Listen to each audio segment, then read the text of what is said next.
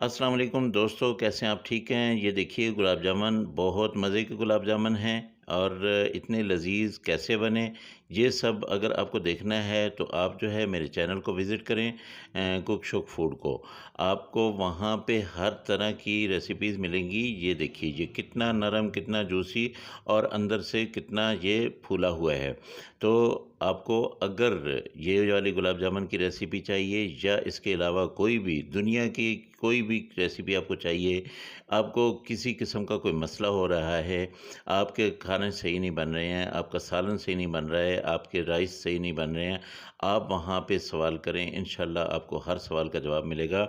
आपका cooking channel है, आपको समझ नहीं आ रही है कि ये ग्रो क्यों नहीं हो रहा है, आप आएँ, आपको मैं बताऊँगा कौन-सी सीज़न में कौन-सी रेसिपीज़ आपने लगानी है। जब सही वक़्त पे सही रेसिपी लगेगी तो इंशाल्लाह बहुत जल्द ग्रो होगा। अपना बहुत ख़्याल रखिएगा। अल्लाह हाफ़िज़। अस्सलाम वालेकुम।